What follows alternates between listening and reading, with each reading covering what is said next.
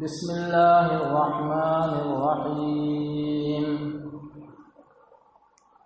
وَإِن تَعُدُّوا نِعْمَةَ اللَّهِ لَا تُحْصُوهَا۔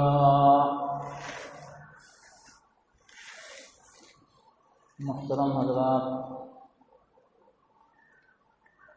قرآن شریف کی ایک آیت آپ حضرات کے سامنے پڑھی گئی۔ اسی آیت شریفہ کے پیش نظر اور اسی کی روشنی میں چند باتیں عرض کرنی ہیں۔ آج مسلمانوں کے اندر 5 خامیاں موجود ہیں۔ انہی خامیوں کا تذکرہ اور انہی غلطیوں کا تذکرہ آپ حضرات کے سامنے عرض کروں گا۔ پہلی خامی تو یہ ہے کہ انسان علم حاصل کرتا ہے لیکن عمل کی کوشش نہیں کرتا۔ اس کو معلوم ہے کہ نماز فرض ہے اور نماز کے چھوڑنے سے اللہ تبارک و تعالی یہ عذابات نازل فرماتے ہیں۔ مسلمان کو معلوم ہے کہ روزہ فرض ہے، روزہ چھوڑنے سے کیا سزا ہے، چغلی کرنے کی کیا سزا ہے، جھوٹ بولنے کی کیا سزا ہے۔ یعنی علم تو ہے انسان کو اور مسلمان کو۔ آپ کسی کو کہہ کر کے دیکھیں کہ بھئی نماز فرض ہے تو جواب یہ دے گا کہ مجھے معلوم ہے۔ روزہ بھی رکھنا ہے کہ مجھے معلوم ہے۔ تو علم تو ہے لیکن عمل کی کمی ہے۔ جب بھی کسی انسان کو عمومی مسائل بتائے جاتے ہیں تو وہ یہ کہتا ہے کہ مجھے معلوم ہے۔ تو صرف معلومات کی وجہ سے اور علم کی وجہ سے اللہ تبارک و تعالی کے یہاں بخشش کے فیصلے نہیں ہوتے۔ انسان بہت سارا علم حاصل کر لے اور عمل کے اندر بالکل زیرو ہو تو بخشش کے فیصلے نہیں ہوں گے۔ آپ کو معلوم ہونا چاہیے کہ شیطان کتنا بڑا عالم تھا،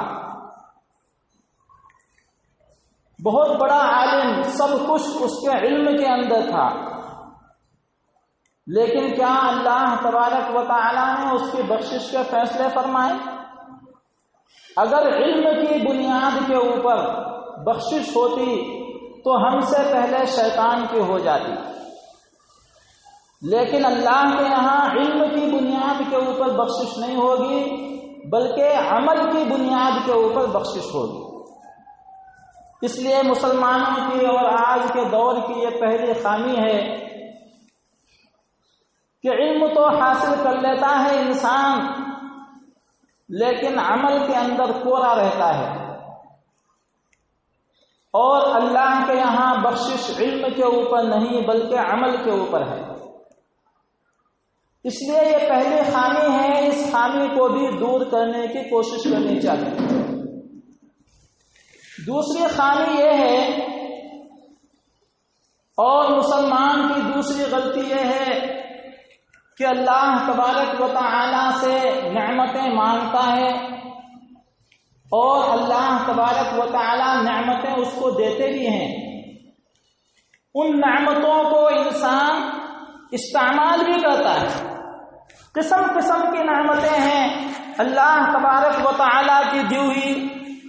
ہمارے بدن کے اندر بھی کروڑوں نعمتیں ہیں اور بدن کے باہر بھی کروڑوں اور اربوں خربوں نعمتیں ہیں کہ جن نعمتوں کو ہم استعمال کرتے ہیں اور اللہ تبارک و تعالی سے اور بھی مانگتے رہتے ہیں۔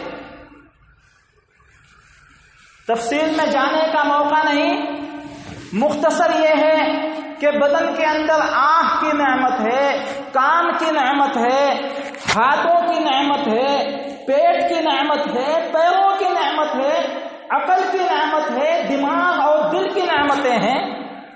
یہ ساری کی ساری نعمتیں ہیں اور ہم ان نعمتوں کو استعمال میں لاتے ہیں. بدن سے باہر بھی ہمارے پاس بہت ساری نعمتیں. پانی کی ایک نعمت، پانی نہ ہو تو انسان پریشان، کھانا نہ ہو تو انسان پریشان، پھل فروٹ نہ ہو تو انسان پریشان، گھر نہ ہو تو انسان پریشان. یہ ساری کی ساری نعمتیں اللہ تبارک و تعالیٰ کی ہمارے پاس موجود ہیں اور ہم ان نعمتوں کو اور بھی مزید حاصل کرنے کی کوشش کرتے رہتے ہیں، اللہ تبارک و تعالیٰ سے مانگتے رہتے ہیں. اے اللہ تبارک و تعالیٰ، ہمارے پاس یہ نعمت نہیں ہے، اے اللہ ہمیں یہ نعمت عطا فرما دے. تو نعمتیں تو انسان لیتا بھی ہے اور استعمال بھی کرتا ہے. خامی کیا ہے؟ خامی مسلمان کی یہ ہے کہ مسلمان نعمتوں کے اوپر شکریہ ادا نہیں کرتا. کھانا کھائے گا، کھانے کے بعد کی دعا نہیں پڑے گا. پانی پیے گا، پانی سے پہلے بسم اللہ بھول جائے گا اور پانی پینے کے بعد کی دعا نہیں پڑے گا. تو یہ دعاؤں کا پڑھنا، یہ کھانے کے بعد دعا کا استعمال کرنا اور پانی پینے کے بعد دعاؤں کا استعمال کرنا، یہ اللہ تبارک و تعالیٰ کی نعمتوں پر شکرانہ ہے. خامی یہ ہے کہ نعمتیں بھرپور ہیں لیکن نعمتوں کے بعد ہم اس کا شکر ادا نہیں کرتے. ہمیں لازماً شکر ادا کرنا ہے.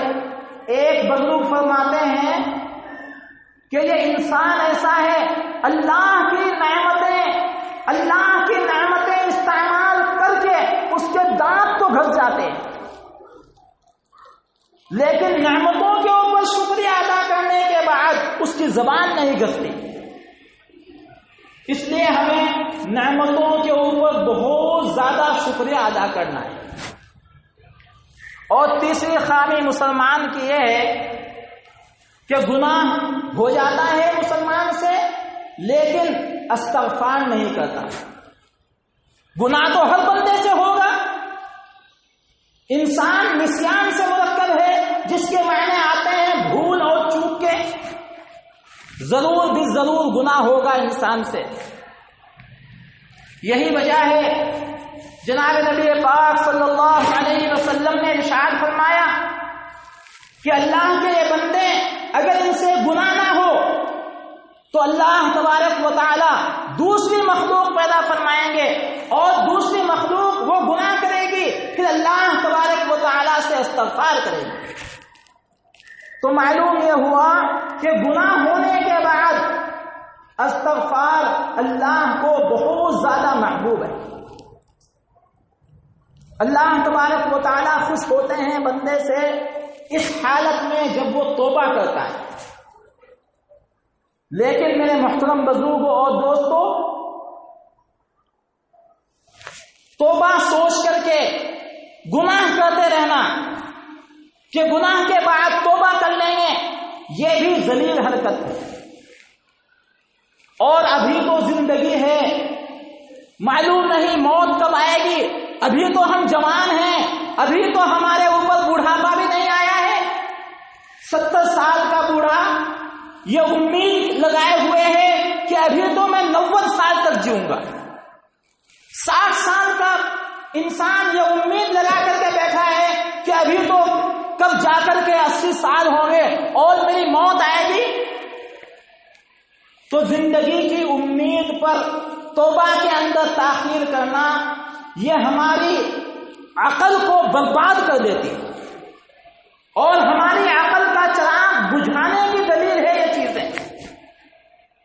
اس لیے میرے محترم بزرگوں اور دوستوں، توبہ ہے اور توبہ ہے اس وجہ سے گناہ کرتے رہنا یہ بھی ہماری کم فہمی ہے، اور زندگی ہے اس وجہ سے توبہ کے اندر تاخیر کرتے رہنا یہ ہماری سب سے بڑی معلوم نہیں یہ زندگی کا چراغ کب گل ہو جائے.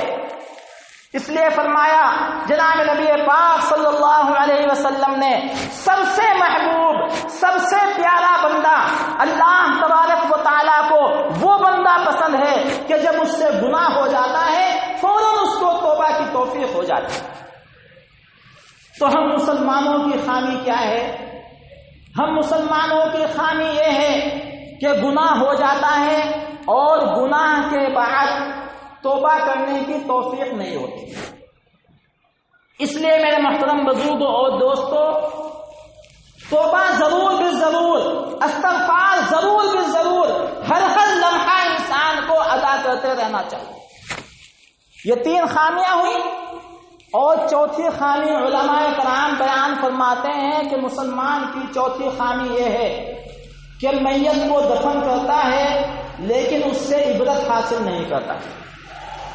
کندھوں کے اوپر جنازے کو اٹھا کر کے لے جاتا ہے، قبرستان جاتا ہے، ہنستا ہوا چلا جاتا ہے، اور اپنی میت کو اور اپنے متعلقین کی لاش کو قبر کے اندر دفن کر کے اور مٹی اس کے اوپر ڈال کر کے واپس آ جاتا ہے.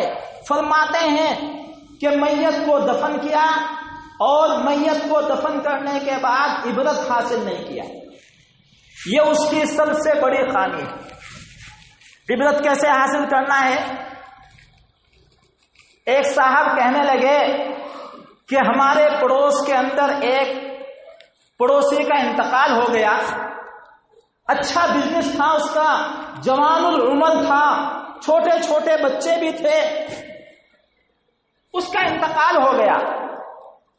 تو اس نے اپنے بچوں کو سمجھایا کہ دیکھو وہ ہمارے دوست تھے، دوست ہونے کے ناطے ہم یہ فیصلہ کرتے ہیں اپنے گھر کے اندر کہ ہمارے گھر کے اندر ہم لوگ 40 دن تک ٹی وی آن نہیں کریں گے. بچوں نے ہاں کر دی اور بچوں نے اقرار کر لیا کہ ہاں ابا جان آپ کے وہ دوست تھے، ان کا انتقال ہو گیا، ان کے گھر کے اندر ماتم ہے، ان کے گھر کے اندر رنج و غم کی کیفیت ہے، اس وجہ سے ہم 40 دن تک ٹی وی آن نہیں کریں گے. 3 دن ہوئے، چوتھے دن ہوتے ہی اس پڑوسی کے گھر سے ٹی وی کی آواز آنے لگی. تو ان کے بچوں نے اپنے باپ کا جنازہ تو دفن کیا ہے، لاش کو تو دفن کیا ہے، میت کو دفن کیا ہے، لیکن دفن کرنے کے بعد اس سے عبرت حاصل نہیں کی. آج ہم لوگ جنازے کے پیچھے جاتے ہیں، ہنستے ہوئے بزنس کی باتیں کرتے ہوئے جاتے ہیں.